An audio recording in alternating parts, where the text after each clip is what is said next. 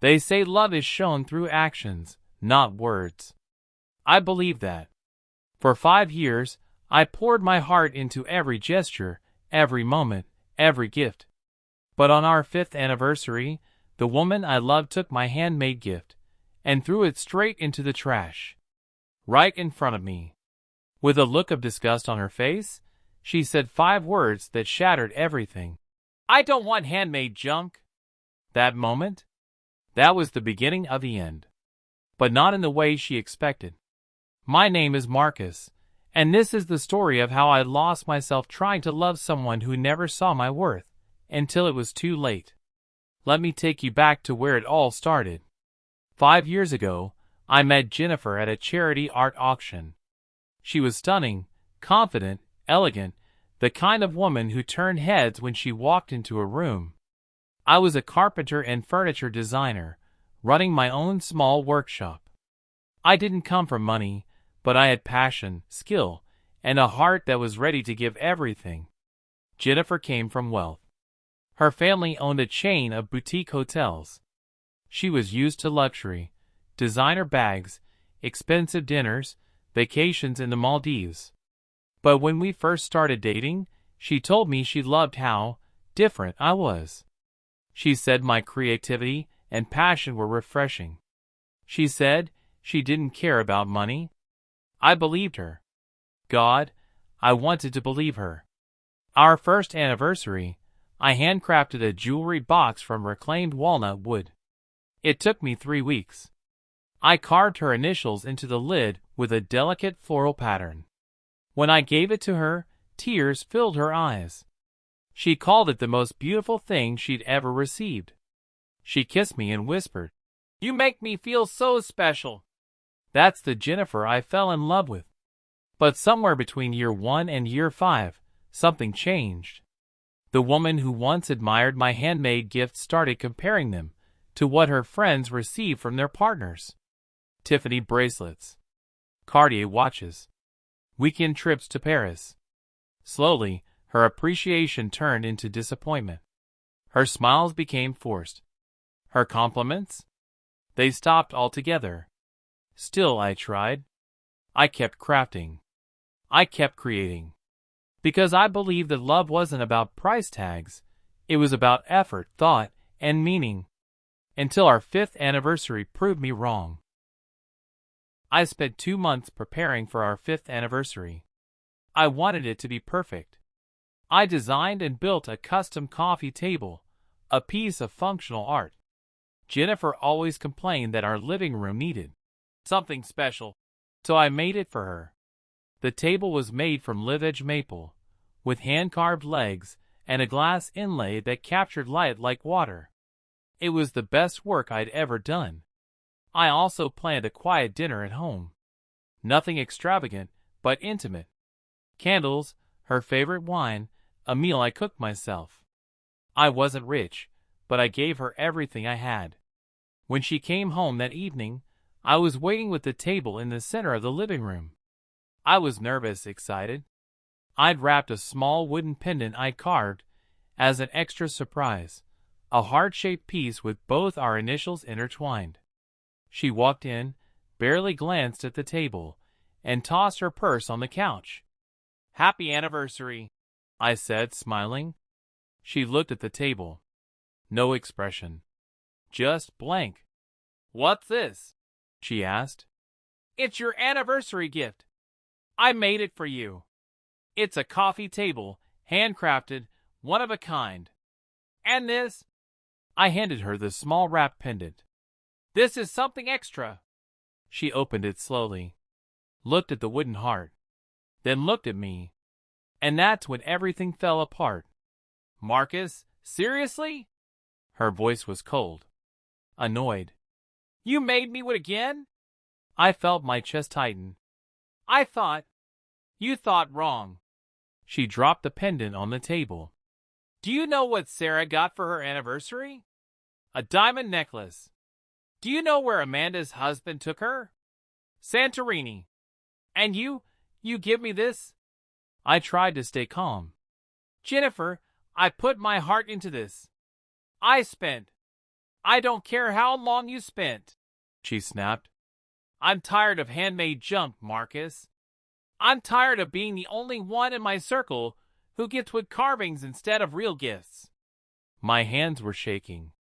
Real gifts? This is real. I made this with my own hands. That's the problem. She picked up the pendant and held it like it was contaminated. I don't want something you made in your garage. I want something that shows you actually value me. Something expensive. Something that proves I matter. Then she did it. She walked to the kitchen trash can, lifted the lid, and dropped the pendant inside. I stood there frozen. I couldn't breathe. I couldn't move. She looked at me emotionless. Maybe next year you'll get it right. And she walked away. To the bedroom. Slammed the door. I stood there in the silence, staring at the trash can. 5 years. 5 years of love, effort, and sacrifice thrown away like garbage. That night, I didn't sleep. I sat on the couch, staring at the coffee table I'd built with my own hands. And for the first time in 5 years, I realized the truth. She didn't love me. She loved the idea of me. Until that idea wasn't expensive enough. The next morning, Jennifer acted like nothing happened. She made coffee, scrolled through her phone, and got ready for brunch with her friends. She didn't apologize. Didn't even acknowledge what she'd done. But I had changed. I spent the weekend thinking. Planning. I wasn't going to yell. I wasn't going to beg. I was going to do something smarter. See, Jennifer didn't know this, but 6 months earlier, a luxury hotel chain had reached out to me. They wanted custom furniture for their new flagship property, handcrafted tables, chairs, headboards, the works. It was a 6-figure contract. I'd kept it quiet because I wanted to surprise Jennifer once it was finalized. But now I had a different plan. I called the hotel chain and accepted the contract. But I added one condition. I wanted full creative control and media coverage of the project. They agreed. Over the next 3 months, I worked in secret. I poured everything into that project, my pain, my anger, my heartbreak. Every piece I created was a masterpiece. And when it was done, the hotel launched a massive PR campaign featuring my work. Articles in design magazines. Features on interior design blogs. My name and my craftsmanship everywhere. Suddenly, I wasn't just Marcus the Carpenter. I was Marcus Hayes, award-winning furniture designer. Invitations poured in. Gallery showings. Private commissions from celebrities. A profile in a major lifestyle magazine. And Jennifer? She had no idea. She was too busy shopping and brunching to notice. Until the day her friends did. It happened at one of Jennifer's social events, a charity gala her family hosted every year. She'd invited me, like always, as her plus one. But this time, I wasn't just her plus one. Halfway through the evening, the host announced a special showcase, a furniture collection donated for auction. My collection? Jennifer's face went pale as the pieces were brought out. She recognized my work immediately. The auctioneer praised the incredible craftsmanship and artistic vision. Bids started at $10,000. They climbed fast. $20,000. $30,000. $50,000. One of Jennifer's friends leaned over, eyes wide. Wait, isn't that your boyfriend's work? Jennifer couldn't speak. Another friend gasped. Oh my God, Jennifer. You're dating him? Do you know how exclusive his pieces are? The coffee table I'd made for her, the one she dismissed, would have been worth $40,000. The pendant she threw away? Collectors were now paying thousands for similar pieces. Jennifer's world crumbled in real time. After the gala, she tried to apologize. She cried. She begged. But I was done. I moved out 2 weeks later. No drama. No yelling. Just done. Jennifer tried to reach out for months. But I'd learned my lesson. Love isn't measured by price. It's measured by respect.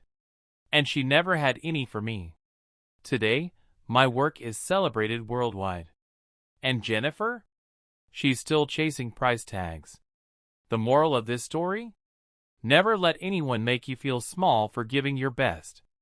The right person will see your worth, not in dollars, but in love.